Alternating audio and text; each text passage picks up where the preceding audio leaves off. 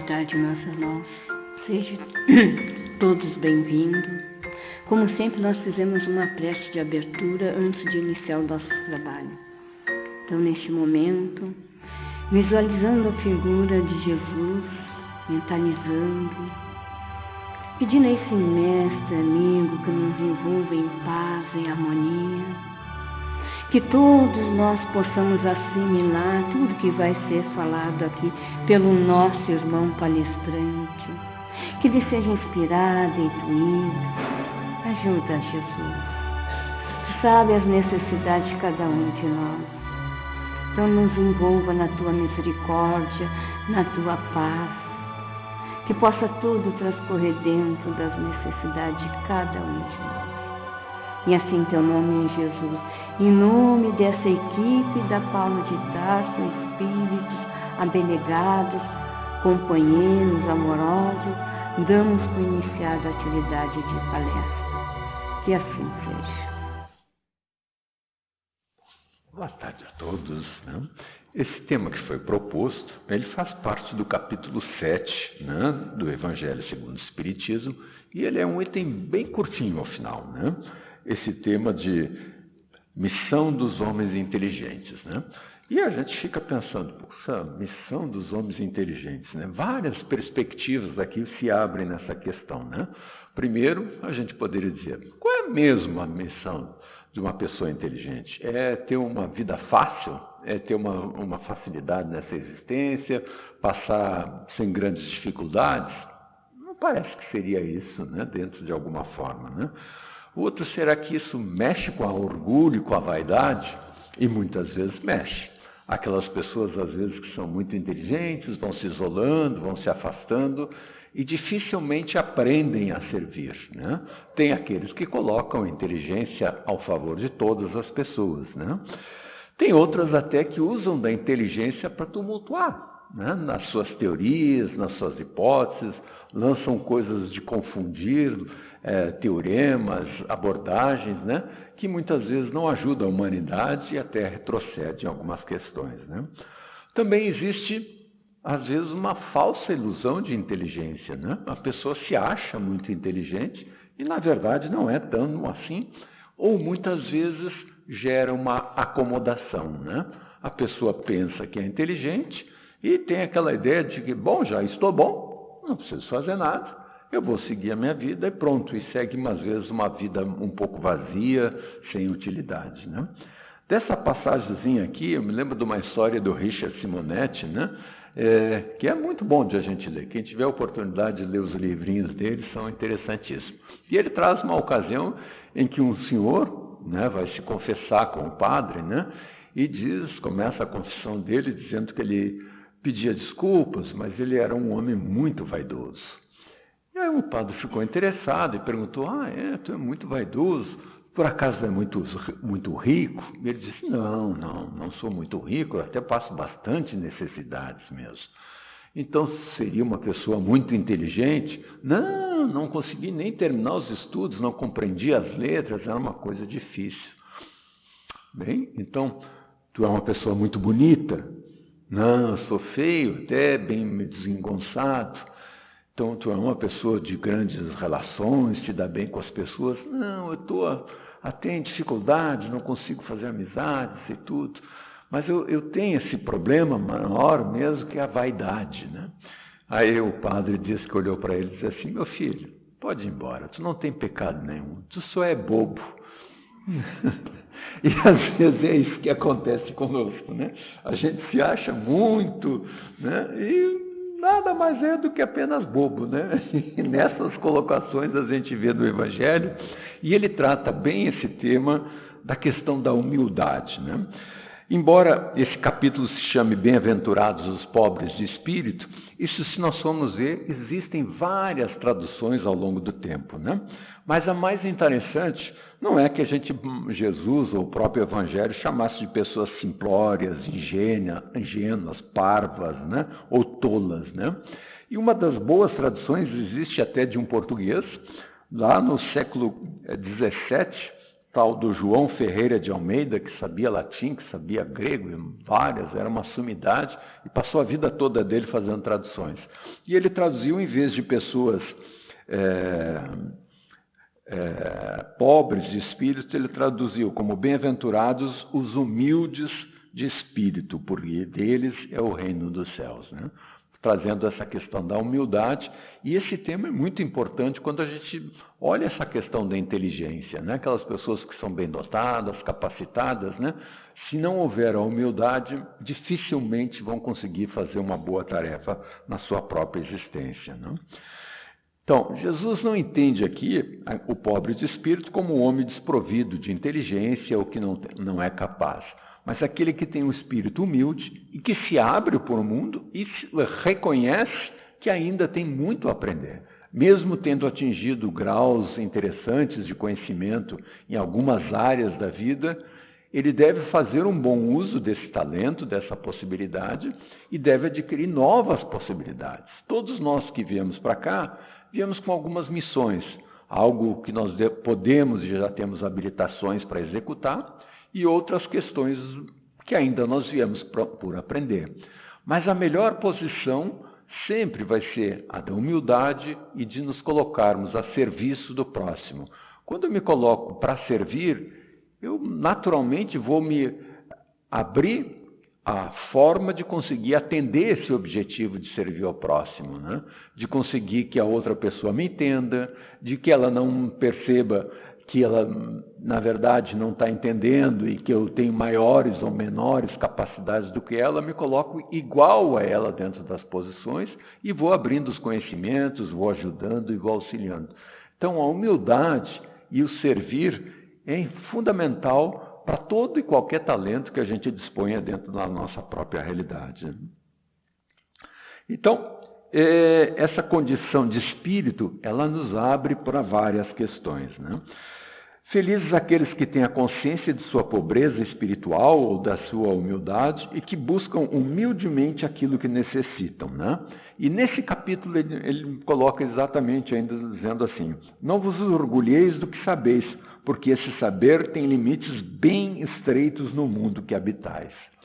Essa é uma possibilidade que o Espiritismo nos abre, né? Porque nós sabemos que existem inúmeras reencarnações e que, com certeza, até na própria Terra, dependendo do local que eu nasço, que eu vou nascer, eu tenho mais acesso ou menos acesso ao estudo, às possibilidades, a recursos, e vou ter mais chances de me desenvolver ou menos, né? Mas se a gente analisa a pluralidade dos mundos habitados, nós vamos saber que mesmo o mais inteligente aqui, o mais completo, ainda tem muito que aprender quando ele se reporta a outros planos de maior sabedoria, de maior aprendizado. É uma escala infinita de crescimento e de aprendizado. Por isso a humildade, em todos os momentos, sempre vai cair muito bem nessa questão. Muito bem, e ele vai colocando ainda assim que, mesmo sabendo muitas coisas, né, é uma missão que nós temos, daquilo que nós já detemos de conhecimento, colocar a serviço das demais pessoas para o aprendizado, para o serviço e para também ganharmos possibilidades de conhecimento. Muitas vezes a gente fica pensando, não, esse é um mestre no assunto. Ele é um mestre talvez naquele assunto, mas não é um mestre como professor. O que ensina e o que aprendem, ambos têm a possibilidade de enriquecer o seu valor interior e muito aprender um com o outro nesse processo. Aquele que está ensinando, ele tem que aprender a didática, ele tem que aprender a ser humilde, ele tem que aprender como acessar a mente daquela pessoa que ele está ensinando, tentar de maneiras diferentes quando aquela pessoa não consegue perceber, conseguir distribuir, conseguir encantar, conseguir motivar. Ele está fazendo outros papéis que não simplesmente ministrando conhecimento puro de uma matemática, de uma física, de uma psicologia, seja o que ele tiver imbuído de fazer nessa existência, não?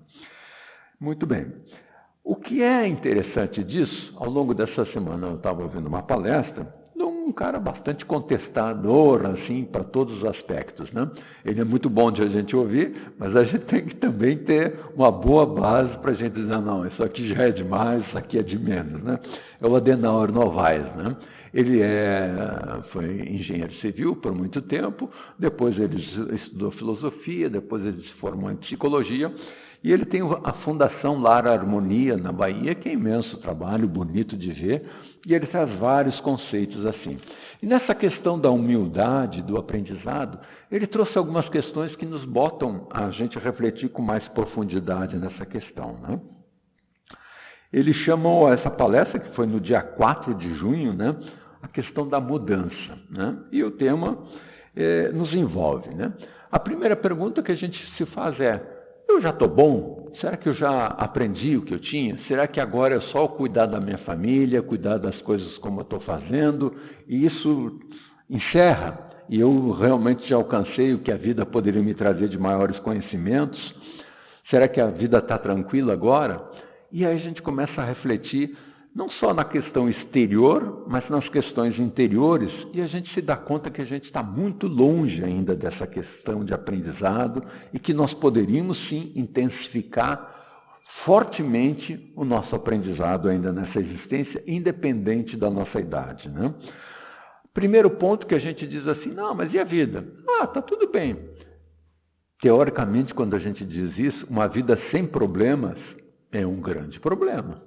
Porque nós não estamos aprendendo nada, não estamos nos esforçando em nada, e eu me acomodei de alguma forma na existência, né? Uma vida sem problemas já virou um grande problema. Eu tenho que realmente não inventar problemas, mas eu precisava redescobrir o que está faltando, onde é que a vida está me chamando, qual é o papel principal que eu deveria fazer nessas questões, né? E aí ele vai trazendo uma abordagem nessa palestra, né, dessas questões assim, quais são os teus motivos pessoais? E a gente vai dizer, meus motivos pessoais é cuidar bem da minha família, ser uma boa pessoa, estar presente, participar, ser feliz, etc., né? Penso que isso é o que a maioria de nós responderíamos, né? Mas aí ele faz uma segunda pergunta. Se os objetivos dessa encarnação estão alinhados com os objetivos de um espírito eterno. Ou seja, esse papel que eu estou desempenhando hoje faz parte, é caminho, é aprendizado para o espírito eterno que está planejando não só uma encarnação, mas a sua existência por inteiro, cuidando das suas limitações, dos seus aprendizados. E aí talvez a gente se pergunte se nós não estacionamos em alguns momentos da nossa vida. Acomodamos, porque a vida material nos proporciona uma série de vantagens e benefícios em determinados momentos, mas será que nós estamos alinhados com os nossos objetivos como um espírito eterno? Imaginando que se nós estivéssemos na espiritualidade, o que eu deveria estar fazendo hoje aqui, se eu sou um espírito eterno? E talvez a gente se pense, né? O que eu vou fazer após essa vida de encarnado? Onde é que eu quero me dedicar? Onde é que eu quero aprender mais? Quais são meus limites? Quais são os programas que me motivariam, que eu seria muito feliz de fazer, né?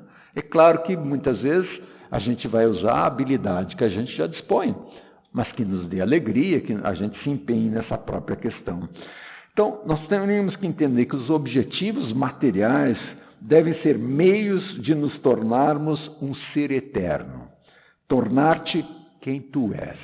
Essa pergunta, essa frase, na verdade, é do Nietzsche, né? Que é aquele bem materialista no processo, né?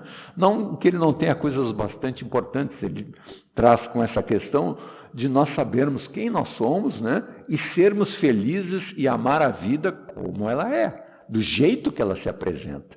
E a maioria das vezes a gente tem aquela percepção de que para eu ser feliz, eu queria ver o meu filho tomar jeito. Para eu ser feliz, eu queria que tal coisa, meu marido fizesse isso, a minha esposa fizesse aquilo. Nós não estamos preocupados com o nosso crescimento. Os outros têm que mudar para que eu seja feliz. E esse não é o caminho. A vida tem que ser boa, feliz do jeito que ela se apresenta, porque as pessoas estão em evolução, elas estão em aprendizado, e elas têm o direito de exercitar, de aprender, de errar, e eu tenho que saber que isso é natural, e que se eu tenho uma indisposição, uma dificuldade com aquele tratamento, na relação com aquela pessoa, é um problema meu. Eu é que tenho que fazer o aprendizado.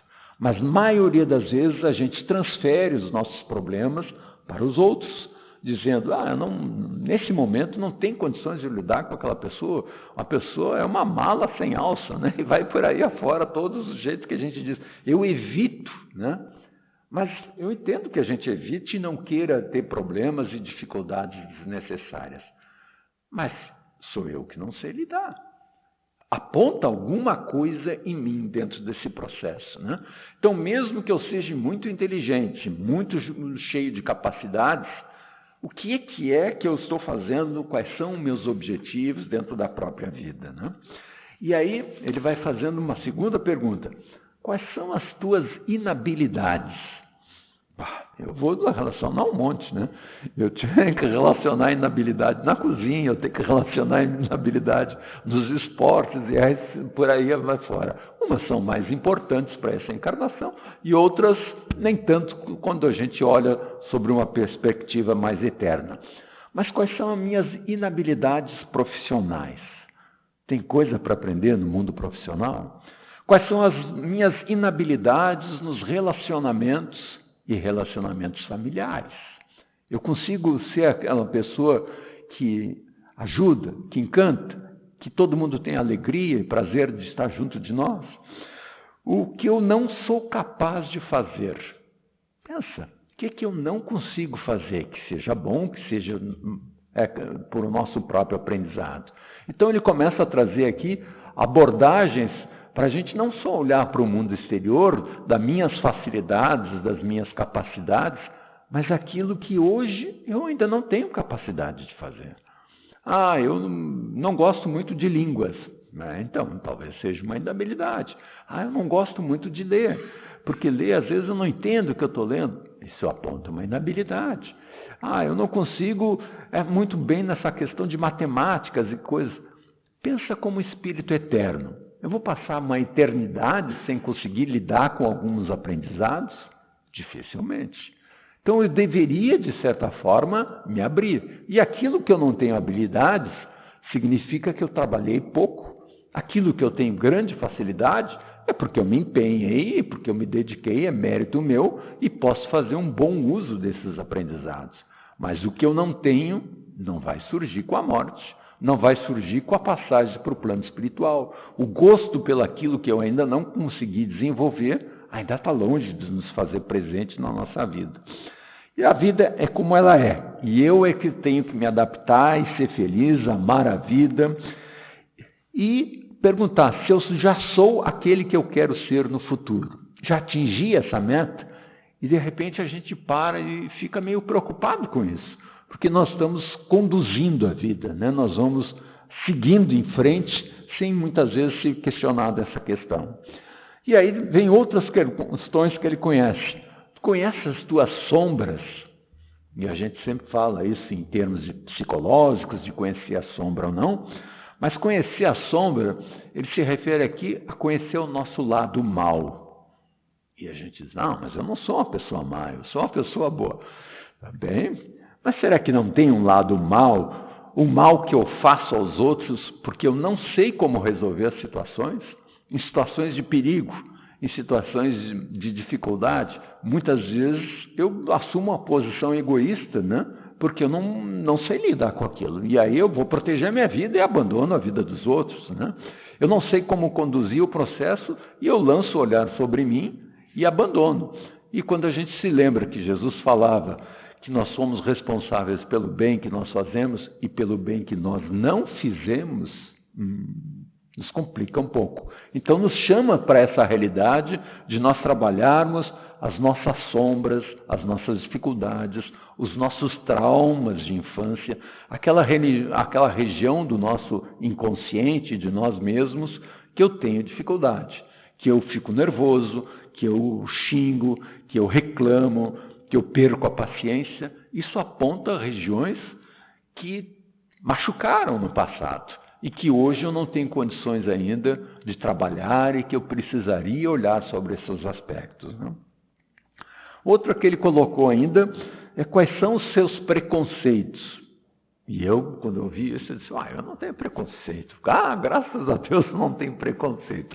Aí ele vai falando um pouquinho mais, e aí a gente, pronto, acabou, agora já tem preconceito também, né? Na medida que ele coloca assim, preconceitos que a sociedade cria e que nós também concordamos. Tá bem, vamos imaginar assim. O defeito de cada um tem que caber dentro de mim. O que não couber é preconceito. O defeito de cada um tem que caber. Eu tenho que imaginar que eu também sou capaz de fazer aquilo e que eu já certamente fiz e que talvez nas mesmas condições que aquela pessoa está passando, eu faria igual ou pior. E aí a gente fica, mas eu cuido disso. Então tá bom. E aí a gente costuma dizer, eu não tenho preconceito. Tá bom. Eu só não gosto de pessoas violentas. Tem alguém que vai dizer que gosta de pessoa violenta? Mas eu digo, eu não gosto. Mas é um espírito. Amar ao próximo como a si mesmo, indistintamente. Tá bem? Mas então, eu tenho preconceito contra gente violenta. Eu não gosto de pessoas mentirosas.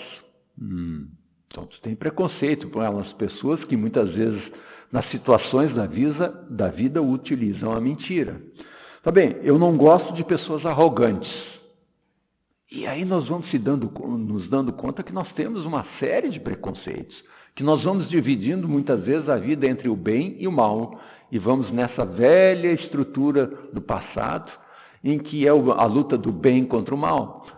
Será que o bem luta contra o mal ou o bem ilumina o mal? E a gente fica, o bem venceu. Será que tem necessidade de vencer? Então, nós vamos colocando estruturas mentais que nós estamos muitos anos arraigados e que nessa existência nós já deveríamos começar a trabalhar. Eu só não gosto de pessoas viciadas. Não gosto de pessoa viciada em jogo, não gosto de pessoas viciadas em bebidas, não gosto de pessoas, não me cai bem. Então, isso são preconceitos que nós vamos dividindo e nos protegendo e nos armando. Ou não gosto de pessoas de mau caráter. Todo o defeito, toda a realidade do próximo já vivenciei ou poderei vivenciar em algum momento. Não sou melhor, não sou pior, não sou igual, sou diferente. Mas eu tenho que entender que sou humano e isso tudo faz parte da humanidade. Como amar a Deus, se eu não conheço, se o próximo que eu conheço, eu não consigo amar. Essa é uma das colocações que Paulo de Tarso nos faz, né? E aí a gente começa a se dar conta que, sobre essa perspectiva, eu não tenho nenhum preconceito escancarado, mas eu sou cheio de preconceitos na forma de olhar a comunidade, a sociedade que nos rodeia em todos esses papéis, né? E aí vai mais longe ainda. E a gente começa a se dar conta que nós estamos muito longe, talvez acomodados e paralisados nessas próprias realidades. Dissolva as suas máscaras. Eu não sou mascarado. Não, eu sou autêntico. Tá bom. Mas quando a gente vai pedir alguma coisa, nós nos fazemos de uma pessoa mais humilde, uma pessoa mais gentil. Quando nós estamos em casa, nós somos de um jeito bem diferente, com mais liberdade, mostrando mais a nossa própria natureza. No trabalho. No trabalho eu não posso dar muita facilidade, eu tenho que cuidar, senão as pessoas começam a relaxar, são diferentes. E na casa espírita? Bom, na casa espírita eu tenho que falar de paz, amor, bondade, caridade, todas essas coisas. E nós vamos, conforme cada ambiente, vestindo a nossa personalidade um pouco diferenciada. E todos nós fazemos isso.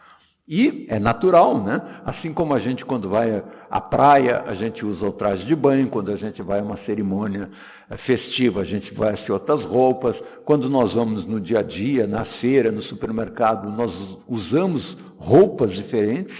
Para cada ambiente, se a gente consegue medir as necessidades e o nosso papel naquele ambiente, nós usamos partes das nossas realidades. Mas ele traz essa questão de dissolva as tuas máscaras, né? Para que a gente aprenda que nós estamos fazendo esses papéis, mas não viemos a nos apaixonar por essas máscaras, né? Que nós acreditamos que nós somos aquilo. Eu sou um intelectual, e eu vesti a máscara do intelectual, e eu vivencio a vida toda naquela encarnação como um intelectual. E eu penso que eu sou aquele intelectual. É uma minha personalidade nessa encarnação, do jeito que nós estamos vivendo no ambiente. Então, dissolva as próprias máscaras, né, para nós sermos os mesmos em todas as ocasiões. Aí começa a ficar difícil, porque a gente se utiliza desses artifícios, né? Aqueles jovens que vão casar tentam mostrar o melhor deles para encantar a pessoa, etc. E depois já relaxam aquele papel, começam a mudar. Quando eu quero buscar um emprego, eu vou me mostrar com aquela pessoa que se encaixa perfeitamente na descrição do trabalho que eles estão requisitando alguém, que eles estão contratando. E assim a gente vai usando desses caminhos e artifícios, porque sabemos representar um papel e muitas vezes somos aquele papel, mas não seria bom a gente dissolver essas máscaras? Porque na espiritualidade, quando desarmar todas essas relações, o que fica? Fica o amor, fica o bem que nós plantamos, as amizades, mas não fica mais o papel. Não sou mais o diretor da escola, eu não sou mais o comerciante, eu não sou mais aquela pessoa. Isso se dissolve, esses papéis, e eu deveria me olhar comigo, com a minha própria realidade. Depois ele vai trazendo outra questão. Quais são os nossos valores pessoais? Aquilo que faz parte da minha personalidade, do jeito de ser. Eu mesmo. Eu prejudico uma pessoa ou eu nunca prejudico? É uma base fundamental para mim. Nunca agrido uma pessoa verbalmente, moralmente, não diminuo a pessoa. São valores que a gente tem que pensar. Quais são os meus valores eternos já conquistados no meu jeito de ser? Não discrimino ninguém, não sofro. Sofrimento é diferente de dor. Quando a gente tem dor, a gente busca aliviar a dor. Mas sofrer porque eu estou passando por um momento difícil é não entender a necessidade do aprendizado, do crescimento, das dificuldades que a vida traz para nos fazerem evoluir dentro do processo da vida. Aprendo com as doenças e com os problemas. De verdade, eu gosto de problema e gosto de doença. Claro que a gente vai dizer que não, né? Também não somos masoquistas. Mas eu consigo aprender com a doença. A busca do amor é o meu caminho. A busca da perfeição é uma realidade presente, ou eu busco a perfeição até um nível de acomodação que eu trago. E em fazendo tudo isso, vem a última ainda etapa de tantas outras que poderiam acontecer. Consegue aceitar a morte como uma morte de uma personalidade que vai ter fim? E colher todos os benefícios que a vida pode te ensinar nessa existência e crescer e evoluir? Quantas vezes a gente pede mais tempo? E mais tempo? E o que eu faço do mais tempo? Eu estou trabalhando num crescimento como espírito eterno? E aí a gente volta para o início dessa passagem do Evangelho, né? Qual é o papel, qual é a missão das pessoas inteligentes? Com toda certeza é se aprimorar ainda mais. É usar a sua própria capacidade para corrigir as suas imperfeições, para corrigir os seus preconceitos, para acabar com as nossas sombras, para dissolver as nossas máscaras, para dar sentido e capturar os valores mais eternos dentro da nossa própria existência. E como utilizar isso? Sempre no modo de servir. Aquilo que eu adquiro, eu estendo ao próximo, e nesse papel e nessa relação, realmente eu consolido esse aprendizado, essa profundidade que a vida traz para dentro de nós. Um trechinho muito curto, mas que leva muito a gente a refletir sobre se eu já uso os meus bens, meus conhecimentos, as minhas possibilidades para o serviço com humildade, com amor, doando o que eu tenho interiormente, não doando o bem material, mas o bem do meu tempo, o bem do que eu já sou. E se eu estou atento a não só a minha vida no papel externo, mas a minha vida interior com todas essas buscas. obrigado, uma boa tarde.